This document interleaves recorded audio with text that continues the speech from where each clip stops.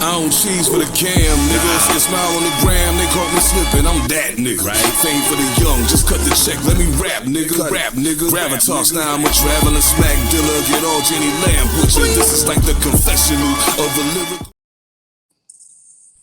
I don't know who that nigga was rapping, but I like him. Yo, y'all know what time it is, man. Welcome to Side Barz, man. You already know who I am, Seven Da Pantha, a.k.a. the Carolina Hurricane Ridiculous Slang, a.k.a. your baby mama's favorite rapper, a.k.a. Pie Strickland, if you're getting the point. And of course, you know, I'll bring y'all nothing but that dope shit, man. Nothing but the dope shit. And I am super, super blessed right now to have a part of my hip-hop lineage in the building. Like, these brothers helped make me the MC that I am. So if y'all fuck with Seven Da Pantha music, y'all can thank them too. You know what I'm saying? Two-thirds right now. We waiting on the other third. But, 2/3 of a bit's in the building. You know what I'm saying? Up. My man Hafiz, aka Sef Dad. Oh, yes, man, sir. Let's go. Boy Unique, aka Aakadak. Yo, how y'all living, man? How's everybody? Peace. What's going on, Seven? What's the deal? Maintaining, man, maintaining. You know what I'm saying? Like, it's been a long time, a super duper long time since I seen y'all like in person on a, you know what I'm saying, on a video call or anything of that nature. So like, before we dive into any of the history though, because we'll get into that in a second. But I just want to give some people some background who may not know who y'all are. So Hafiz, if you don't mind kicking it off, give people a little background. Where you from? How you got into MCing, and what got you to Winston-Salem? Oh, yeah, man. Give you a little background on me, man. Grew up in Neptune, man, next to Asbury Park, Jersey. We were doing it big down at the shore. And then, of course, I was in all aspects of hip-hop from the very beginning, man. And recording joints on the 4-track back in the day, the Tascam, yo, you know what I'm saying? Using the Casio looping shit, you know what I mean? You only had 4 seconds, and you had to double down and layer those, you know what I mean, to make it happen. So that's where the beginning of that really started. But it went on for me going to Winston, man, polying up 5-0's here. Hold on, he's gonna tell me. Yep, I think it's time. Yeah, I know it's we just shooting a podcast real quick. Can we? All right, thank you, man. See how hip-hop do it? You see how hip-hop represent, yo, word up. Man, what up the Jers, man? What up the Jers? He said y'all good, yo. He said y'all good. Go ahead, man. So we live anyway, man. Back to this. This is how we doing it live out here. But anyway, man. Where was I, yo? Well, yeah. What made you go to what brought you to Winston-Salem State? I always wondered that. Oh, when I went to Winston, it was about me going to basically I went to Nairi Education Institute, all black school in New Brunswick, New Jersey. I had a bunch of master teachers that made me get out of the streets and really go into the academics more than anything else. They saw the potential in me.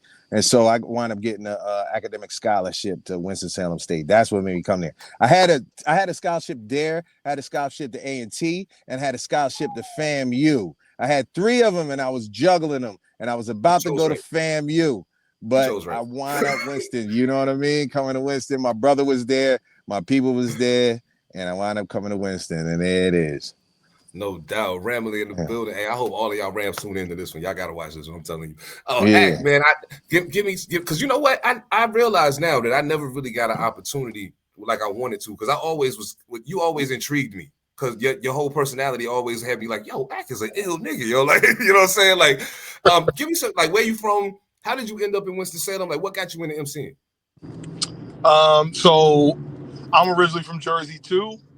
Grew up in Jackson, which is like maybe 30-40 minutes from Neptune, like Great Adventure, where you probably been millions of times but didn't even know you was in my hometown and shit. You know? Jersey. We rolled deep. Jersey. We was deep down there though, yo. Jersey, we be deep everywhere, man, for real. Go ahead. So I used to ball. So I hooped. I got a scholarship to play basketball at Norfolk State. So I went there for about 2 years, and then I ended up transferring to Winston because that's kind of where my family went. And I was going to be playing ball there, and that kind of didn't come to fruition. So then I kind of got up with these dudes and started, you know what I'm saying, rapping and shit. They kind of inspired me to start writing and shit. And then that was it. You know what I'm saying? Like, I always knew I could do it, but like they was the ones that kind of was like, yo, these niggas is really doing it. You know what I'm saying? So I was like, well, fuck it, I can write my own shit. And that's how I ended up starting to rhyme at Winston. Man, that's fire, yo. Cause I know like y'all, when I first got to the yard, and the first time I rapped on the yard, I was rapping in a cipher down by Atkins Hall. And they was like, yo, you rap? I'm like, yeah. They was like, yo, you gotta fuck with Seth and Ron Do and acting like you gotta fuck with them and Dark Jaff and Nubian Nye and Rice. Like they was calling y'all names out. So all of the names was ringing off. So like as far as like building a reputation on the campus as being them guys with the bars, like how was it like for y'all when y'all got there? And what did y'all have to what was y'all training ground like when y'all first got there as far as the rap shit went? Well, when we first got there, man, it was all about me and Ron Do, we started battling. It was about a battle, just like real hip hop. You know what I'm saying? We battled. We started battling. Ron Do was saying rhymes. I started saying rhymes. Then Act came. He started saying rhymes. We was battling each other until we said, well, yo, we gonna form a group. It's the same thing, man. It's the classic hip hop story, right? You know what I mean? You sparring with your peoples, and you say, oh, okay, you kind of nice. Like we can rock together. And that's how it all started, really, for us. And then we just went crazy on the campus and just started making mad noise, doing everything, and we just went hard with it real quick. I don't even know what made us go that hard that fast. Like, you remember what the fuck made us do it? Like, it's just I don't remember. Like, nah, because you know what it was, real talk. Because one, it was like we was together all the time, every day, and that's all we did was either burn or fucking write rhymes or do beats or some shit like that. But then I think the other two was when y'all first came out with the cancel that bitch. Like y'all, you know, like back then, like nowadays, you know, like everybody could just get on their phone and be a star. Back then, you had to go seek that shit out. For real. You had to like really find somebody that had equipment or some kind of, you know, music shit, production shit. You know what I mean? And remember back then, we do anything. Like we go to little talent shows, bars, and for real, yo. Yeah, so, we was getting it in at them clubs. I remember them battles we was doing at. What's that club down there, yo? Baby Shamu? I was battling them cats all the time. Yeah, yo, winning money down there. I was battling cats for money down there all the time. And we was doing that too. I see the pipeline was much the same when I got there. Yeah, it was the same pipeline when I got there. Because I really got my feet wet in the city, wrecking niggas at Baby Sham. Yeah, no doubt. Yep, it was money on the table. Yep, it was money on the table, and I used to go down there and get it. Now, y'all was the big dogs on the yard when I got there. Was there somebody who was there present already when y'all got there that was like the big people on campus as far as like the rapping shit went? Or did y'all kind of pioneer that shit when y'all got there? We kind of pioneered that shit, yo, for real. Like, I didn't even think about it like that, but there was nobody before us. Zach, do you remember anybody before us, yo? Nah, no, not really. I don't remember nobody, no group, nobody that, you know what I mean, made no noise. So when we came out, that's why we was, you know, it was nobody else. It was nothing but us, really, for real. Well, and then also, too, you had the radio station, right? So, like, remember, and the radio station was big. You know what I'm saying? Went WSNC, and you had people like Tap on there and stuff like that. You know what I'm saying? That would give us little breaks, you know, let us do little promos and stuff like that. So we, you know, indirectly, we was really getting an experience, but we didn't really, you know, understand it. You know what I'm saying? Right. Like, it was just, but we were being exposed to all this stuff. And then like Ron's boy, Randy P, you know what I'm saying, with the SP, you know, 1200 and making beats, you know what I'm saying? And Ron, and then Hafiz started making beats and shit. And then it was like, you know, and Hafiz always was the one that kind of had the direction. Like he knew exactly every time, yo, we need to make the song like this. Or we need to be, you know, this is how we need to do this, that, and the third. Like he already kind of had the vision and shit, you know what I'm saying? And then Dude was just the writer. Dude just wrote. Like that. Right, for real. All the fucking time. He's a motherfucking writing beast. Yo, I can tell. Like 2-3 rhymes a day, like for real. on that word processor, son. He be typing the shit out. Remember that shit? Yo, on the word processor. So he typed it out on a word processor. Do he memorize it before he go to the studio, or do he like hold the word processor? He memorized all that shit, yo. Around dude ain't never read nothing off a motherfucking piece of paper, yo. That's ever. Crazy. I don't think none of us hardly read none of that shit off no paper, yo. We didn't. We had that. So like y'all was able to memorize that shit like easy. Yep. Not easy, but we was around each other, so we kept rhyming all the time around each other, and you had to because we was constantly battling. So you know what I mean. And the next day you got to come with the next thing. So I got to remember something overnight for tomorrow. You know what I'm saying? Oh, man. Yeah. I got to be ready for tomorrow. So I'm going back, I'm writing my shit, and then once I write it, go to sleep on it. I gotta memorize that shit before I hit the yard tomorrow, because I know I gotta battle niggas tomorrow. You know what I mean? That's how that was the pressure that I needed to memorize it, because I'm not a good, memorization type of person, but that pressure put it on us like that. Yeah. And it was always about us being fresh and performing in front of everybody and making it, making it some next level. So I was under pressure to make sure that we came that next level every time. Everybody we spit, Now, how much did y'all? Because I know me and Act been in a couple of freestyle ciphers together at a couple of times on the yard. But like, how big was freestyling like in y'all within y'all group dynamic when y'all was in the create, especially when y'all were in creation mode? Everything was freestyle, yo. Everything was freestyle. I tell people to this day, I made so many songs freestyle. We made so many songs. Yo, Act, you remember Tuckahoe Road? Yo, we be on a road trip making a song about a road. We made this whole song about Tuckahoe Road. We was somewhere, some state, and I remember we made a whole song about that shit, yo. That was what we did all the time. Yup, I remember. That's hilarious. Yep. Shit like that. Oh my god, yo. Oh, Tuckahoe that's funny, Road. We see a funny ass name like that, and then we make a whole fucking song about it. That's hilarious, man. And I can tell that there was definitely one thing about y'all that I didn't see with some other groups that I saw during that time period that were coming together was there was definitely a dynamic of like, no, these guys actually like are homies, like they really fuck with each other, you know what I'm saying? And that was always good to see for me because I came from I wasn't always in a lot of groups. I was always a soloist for the most part. So like being able to see that camaraderie be able to exist within hip hop was definitely a beautiful thing. So I gotta say, Sef, I gotta tell the story, man. Okay, so I already said it before we started recording, but I'm gonna say it again. Yo, you there? Yeah, no doubt. Yeah, I seen you was having a You connected. Yeah, you good? I can't hear you. You gonna connect up in a minute. He gonna go out and come back in. It's all good. But like, that's what you saying. I was telling my guys, man, this story. I was like, yo, when I was in college, man, I used to smoke a lot of weed, yo, like a lot of weed. I was like, in one night, I was at the dorm. We used to live in Brown Hall, y'all. For those y'all Brown Hall represent. WSSU, Brown Hall represent. And me, you know what I'm saying? I was third floor, fifth floor representative. You know what I'm saying? Second floor. I was on all the floors. So one night, it's like 1:30 in the morning, almost 2 o'clock, and I'm been up and I've been writing and I've been rapping and I've been running around and I've been smoking all day, but I'm out of weed. Sef was my man.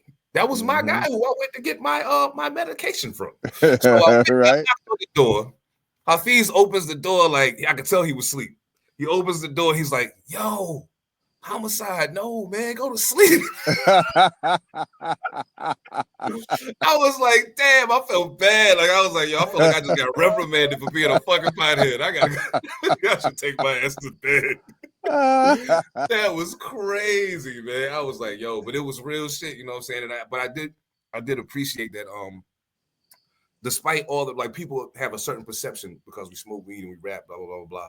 But when I seen y'all graduating and really, you know what I'm saying, shining, you know what I'm saying? I'm like, yo, cats really took the academic part serious. And like I got so swept up in the rapping and smoking, I forgot that part. You know what I'm saying? Right. So like seeing y'all like that made me say, oh, I'm gonna go back to school and get my shit together. You know what I'm saying? So after I got out the joint, I went back, you know what I'm saying, and did some things. But like, yo, it was a beautiful thing watching y'all progress. So like, tell me, what was like y'all favorite show that y'all did? Ack, you there? You got audio? I don't know if he got audio. But the favorite, I would say the biggest, one of the dope shows that we did. We always gonna remember that. That's when we opened up. It was Lords of Underground. I think it was Redman. It was Jersey. Somebody else and somebody else. That was a big one. We did Homecoming show. That one was rocking. Everybody was waiting on us that day. That's when we did Cancel That Bitch and all of them other songs, and everybody went crazy. So that show was super dope. That was a live show. That was real hip hop that night. You know what I mean? Real Okay. hip hop. Yeah. I love that. Oh Yep. man, I wish I could And have seen that. and with Goodness. my Jersey brethren. You know what I mean? With my Jersey brethren. We was Exactly. repping deep out there, yeah.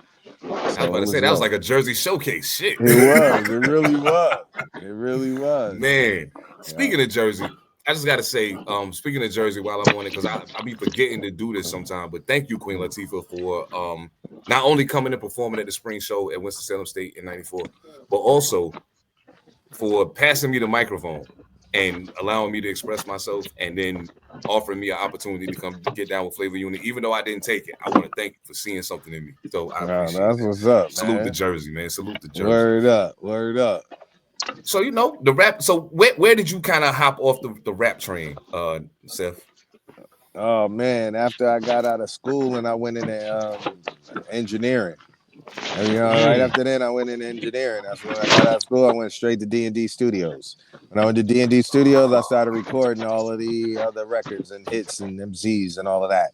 That's when I got off of MCing so much, when I got on the technical side of just recording records and all of that. I didn't ever intend to be an engineer. I went there to just get connections to advance and be in the music industry. I didn't even know what I was going to do. But I was like, let me just go here so I can get a whole bunch of plugs. And so from there, that's when I started engineering, started doing everything like that in D&D. So that's what flipped the whole joint. And from there, I just went into production, everything else. Went into videos, went from all that, progressed from all of that, man, from coming from there. Yep. And that all came from us going up there when we was MCing and we had to do something I forgot. And we went to D&D and I was like, yo, I like it here. And I wanted to be an engineer there. And I kept hitting the owners. I met them today. So then I kept hitting them. And they was like, nah, you can't be an engineer because you got to go to engineer school. And I was like, but I'm in regular school. I don't need to go to engineering school. I've been doing music forever. I know what I'm doing, yo. Da, da, da, da. So I kept hitting them, bugging them, doing everything until finally they was like, fuck it, yo, come on, yo. You can intern, yo. No pay internship. You can come.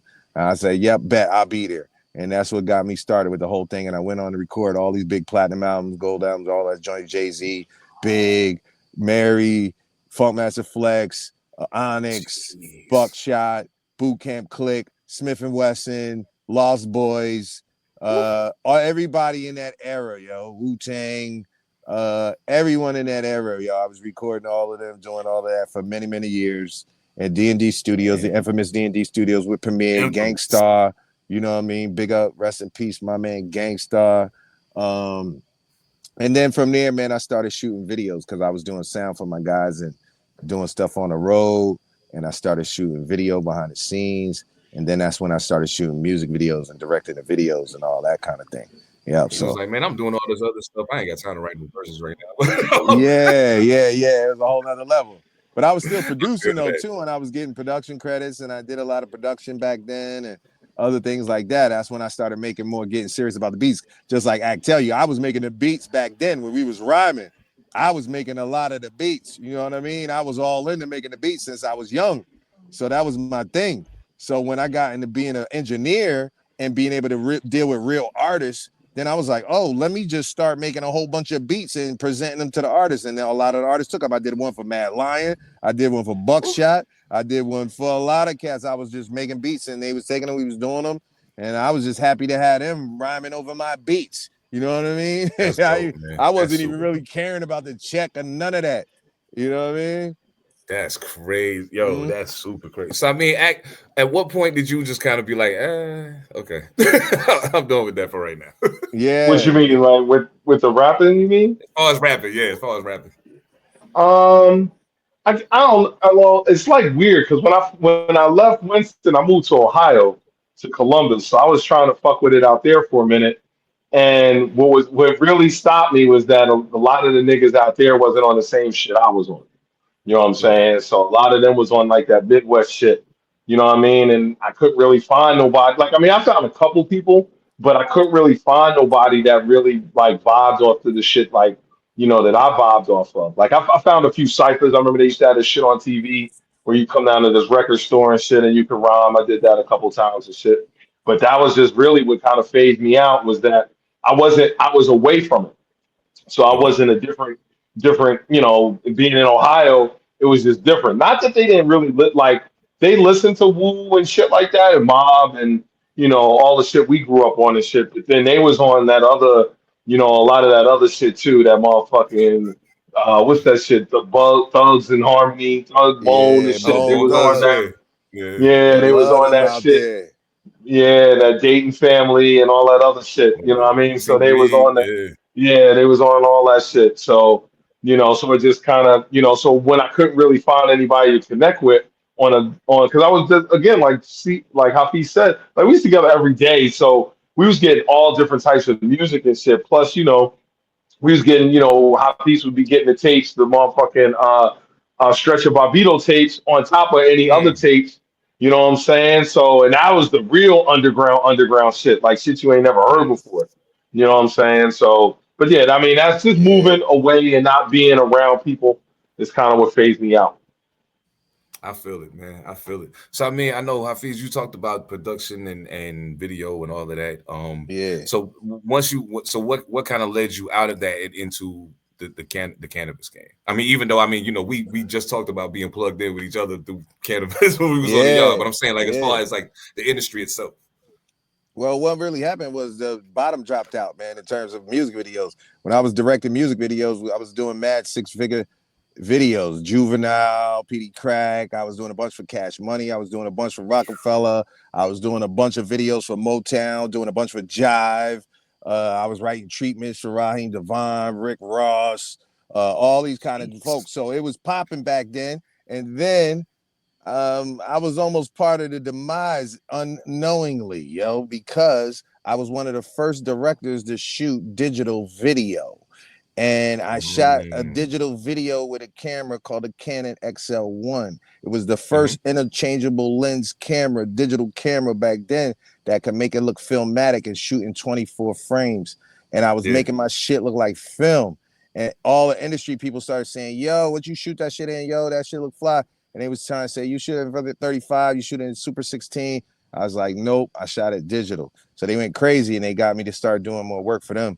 But that's when the bottom fell out of the whole industry and all the six-figure budgets went away and people started shooting videos for $10,000 and $15,000. And that's when I was like, I'm out of here. You know what's crazy is it's crazy how we all kind of unknowingly contributed to the demise of things that we love. Like just by the way Yeah. that things got digitized and then we jumped on it. And of course it did make things easier to a degree, but at the same time, like Ak was saying earlier, like the kids now that have all this digital stuff don't understand what it's like to have to go search for the instrumental to that record you want to freestyle over, or to have to go find somebody who actually has a beat machine, who knows how to make a beat, and then go to a studio and have an engineer that knows what he's doing to push the buttons and move the levers and all of that. That they'll never know what that feels like. You know what I'm saying? So like I hate that for them, and I also hate it for the culture to a degree. But like everything got to grow and evolve. You know what I'm saying? Let me tell you. I was telling my people this how the way that engineers we never got credit, and I be telling them I listen to these songs now and I hear all of the things that I was doing in the song that you never get credit for as an engineer, which is the drops. All of the drops that you hear in the song, all of the different things we do. None of the engineers we don't give no credit, but we be making the song. We be basically freaking the whole joint where they do it flat, and then we change the whole thing based off of what we're doing. And no one knows that it's us in the background. So there's a lot of unsung heroes in the songs that a lot of people hear don't even know is contributing. For real. That's real talk. Yeah. So what did you start? I don't know what you do for a living. I realized I never asked that question, but like, what did you like kind of transition into and kind of took you into adult? Because we grew up, like, we thought we was grown when we was in college, but like after we left college, we really became grown fucking men. You know what I'm saying? So like, at what junction did it kind of change for you, and you kind of be like, okay, look, I gotta get on my grown man shit. So I mean, what do you do? If you don't mind sharing that. No problem. So I've been in insurance for like He's 24. slinging crack, yo. He's a Word. crack dealer. I'm a crack dealer. I took over the Carter. Undercover, You know yo. what I'm saying? I took over the Carter. Yeah. Don't let him fool you, yo. Talking about he Word. selling shirts and shit. That motherfucker. He good at what he do. He had me convinced, Joe. I'm telling you, like, yo, he's like, Yeah, I'm bringing crack back, yo. I'm bringing that shit back. Fuck that opiate shit, nigga. We going back Oh to crack. shit! You know what I'm saying? Oh, For that's real. crazy. Oh Nah. man. So nah. I mean, I got into insurance a long time ago, sales and shit. So I've been in. That's once I had a son. My son, I was 28 when my son was born. So my oldest was born. So it's time to grow up and do some of that shit. So I've been in it for a minute. Moved back to Carolina like in '03 with my ex-wife, and then been down here ever since. My people's relocated down here. My pops, my brother, my mom's, my Oh, that's sister, everybody's down. Yeah, everybody's down here now. So yeah, man, just kind of been doing that. And then and we talked about it before, but then my older son, he got into the rap game. You know what I'm saying? Caught him a little record deal at like 19 years old and shit with Alamo okay. Records and stuff. So so yeah, I mean, it's always, and it's like crazy because the music in my family goes back to my grandfather and shit. Like he was a jazz pianist. Like he used to play background and session music and shit for jazz, Mhm. jazz musicians and stuff. So that all, is all music has always been in my family, you know what I'm saying? So but it's I still love it. You know what I'm saying? I still, to this day, like I still listen to a certain type of rap. You know what I'm saying? Like we was talking about before, like now, it's Griselda, you know what I'm saying, or the new Ghostface shit or Red shit, you know what I'm saying? Like I still stay consistent to like that sound, you know what I'm saying? Because for me, there's only one sound that I hear in my head. And it's funny because I think, and Hafiz could probably relate to this shit too. Like growing up when we grew up, and you too, Seven, is like we grew up when this shit was real. Like I remember going to jams in the park, you know what I'm saying? I remember seeing niggas break dancing in the street. Like I remember all that shit. So like, you know what I'm saying? And like when you couldn't bite, like now it's okay to bite. Like I remember back in the day, you could not sound like nobody else. You couldn't say nobody else's Mhm. rhymes. You know what I'm saying? Everything was original. Everything you had to come off of was your own shit. So, I just like how, I still try to stay true to that. You know what I'm saying? In that lane of rap. No doubt. I was just getting ready to ask too. Like, is there anybody that's come out? I guess maybe in the last, I'd say decade probably, but anybody that's come out that you like feel like is a newer artist, but they still appeal to that same aesthetic of hip hop. Oh yeah, well Anybody that you like out of the current crop? yeah, I just told you, son, Griselda. So Conway, West Side, motherfucking Benny. You know what I mean? Like that's all day for me. Because like as soon as I hear any of they shit, it take me to that. You know what I'm saying? To that. If you asking me about like newer cats, some other newer cats I could put you up on too is like this nigga named Flea Lord. He dope. Oh, You know Flea what is I'm crazy. Yeah, saying? Flea crazy. Yeah, Flea Yeah, crazy. Flea, you know what I'm saying? I love me some Flea Lord, you know what I mean? So, it's that kind of rap because there's still an element of that boom bap, you know what I'm saying? Which is funny because like every time I hear that, I'm like, yo, we made a song called Boom Bap. You know what I'm saying? Boom Like back bap in the for day. real. It's like what? It's like that with the boom The boom boom bap. boom We used to bap. For real. Oh, Rondo, you gonna be For mad you way missed back, this. way back, Rondo, you way gonna be back. mad you missed this. Oh, I know, I'm right? singing the For song to him. real. Rondo, you gonna be mad you missed it. Hey. Yeah. Oh man. So I Yeah. mean, how things anybody you checking for? Like, do you still be tuned in? Like, is it still like you still be dialed in, or you kind of like, if I hear it, I hear it. It's what. Yeah. Just like I said, yo, like Griselda really got the sound right now. They got the sound, Yes. you know what I mean, Yes. and the beats and the flavor that we used to. So Oh we man. definitely gravitate to that. But I like the young boys too, yo. They be doing a lot of different stuff, man, and I enjoy it too. Some of the stuff they do that's different, that's new.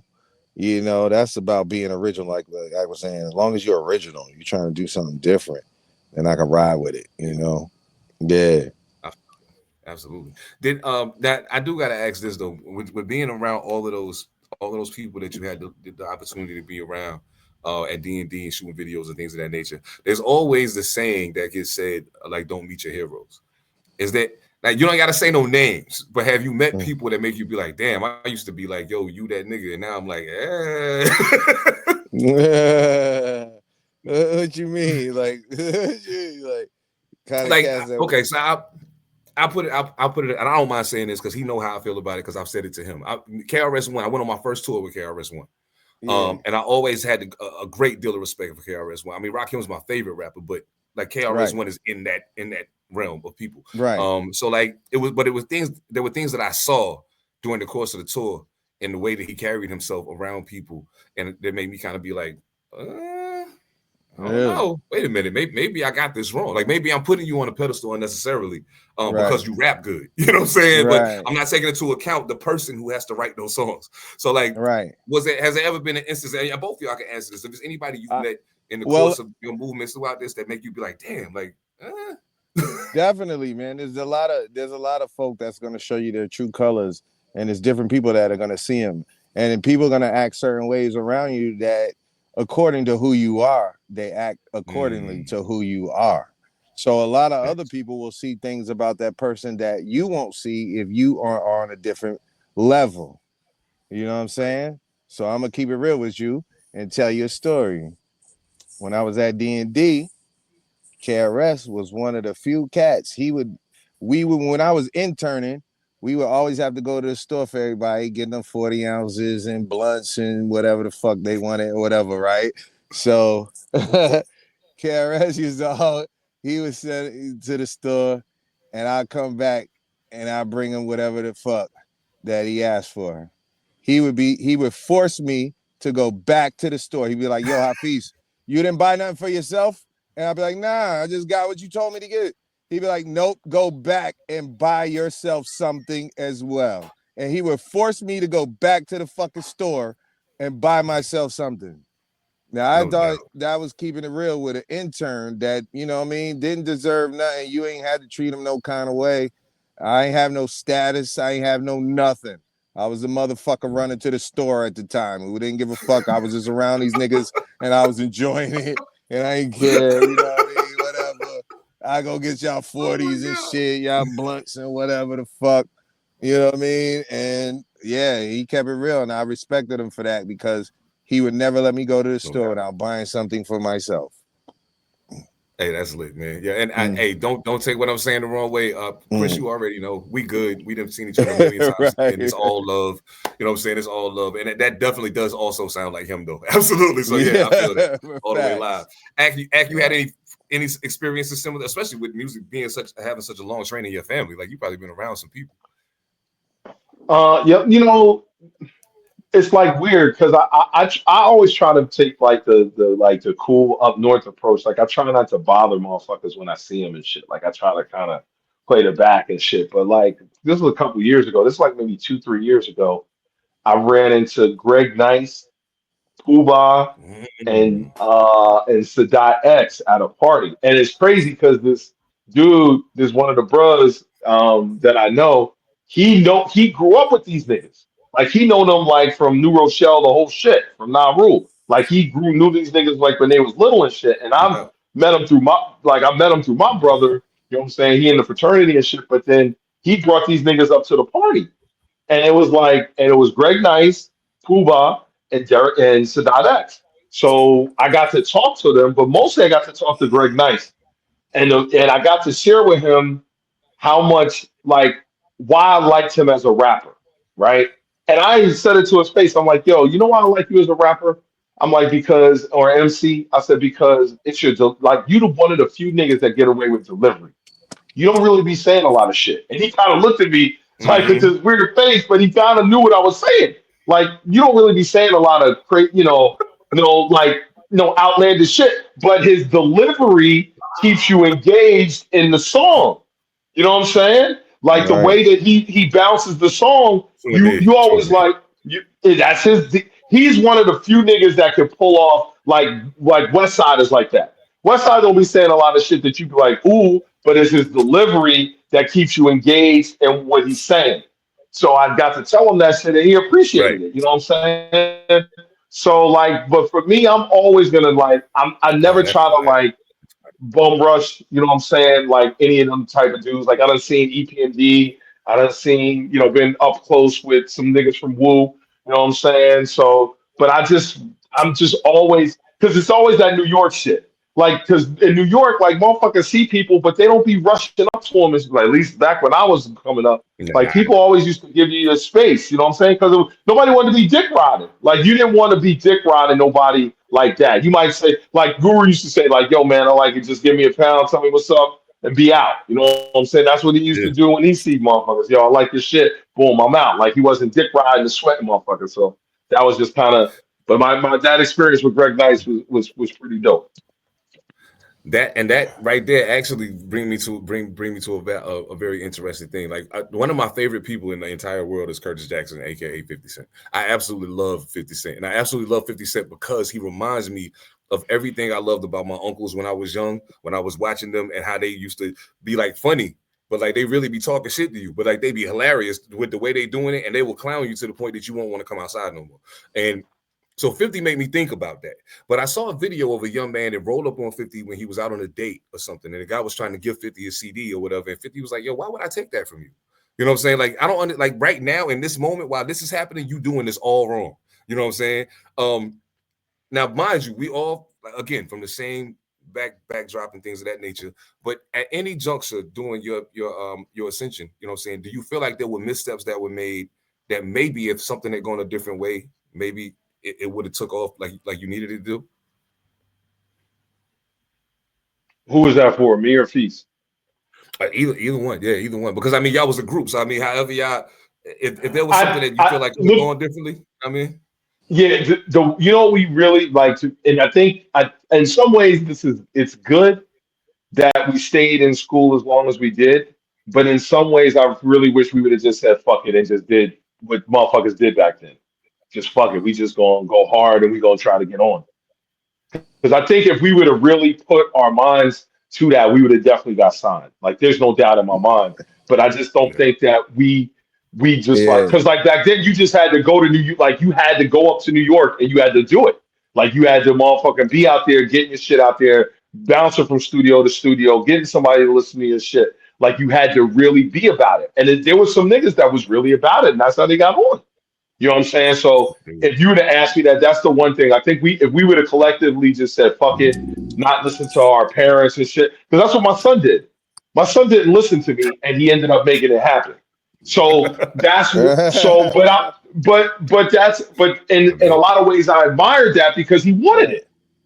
That's what he wanted. He was like, I want this. I'm gonna show you that. And he didn't ask me for a dime. He didn't ask me for no money to help him do any kind of recording, pre or post or nothing. He did all the shit himself. So that's that. When I look back on what he did, I wish we would have did that too.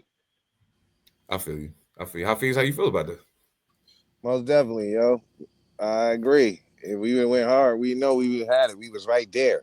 You know what I'm saying? Yeah. And I flipped it after that. I was like, whatever, I'm just gonna go into the industry and go from there. But we could have continued. But I was just like, whatever, yo, I'm just gonna keep going in whatever direction. But if we would have went up, we gotta go. All right, y'all. We gotta wrap up, man. This is it, man. He's back again. Hey, man, we're out of here now. Yeah. No doubt. I can dig it. Hey, look, man, we're gonna have to do this again. Man. I'm gonna have to get all three of y'all on here next time. I gotta get y'all back on here, man. Most definitely. Yeah, definitely, man. This was good, bro. We gonna have to holler again, man. Big up to you, Sef Pantha, man. I got y'all numbers now. Yes. I got y'all numbers now, man. I'm gonna start getting on y'all nerves. You know what I'm saying? You know what I mean? I'll send y'all some links too to check out some music, man. Let me know what y'all think about it. You know what I'm saying? I rap a little bit. You know what I'm saying? Yo, thank y'all so much for locking in with us, man. Y'all know what it is. Side Barz. I'm on the road. Y'all can see the hotel room, man. Thank y'all for representing them, for supporting Pantha Politix Podcast Network. Make sure you catch Pantha Politix every Thursday, all purpose live every Monday night for all Monday Night Live. Thank you so much, Hafiz, Rondu. You gonna be mad you missed it. Hey, y'all know what time it is, man. On behalf of the whole network, man. Salute the WSSU. Side Barz, we out. All right. I don't cheese for the cam, nigga. If they smile on the gram, they caught me slipping. I'm that nigga. Right? Fame for the young, just cut the check. Let me rap, nigga. Rap, nigga. Gravitas, now I'm a traveling smack dealer. Get all Jenny Lamb, butcher. This is like the confessional of the lyrical.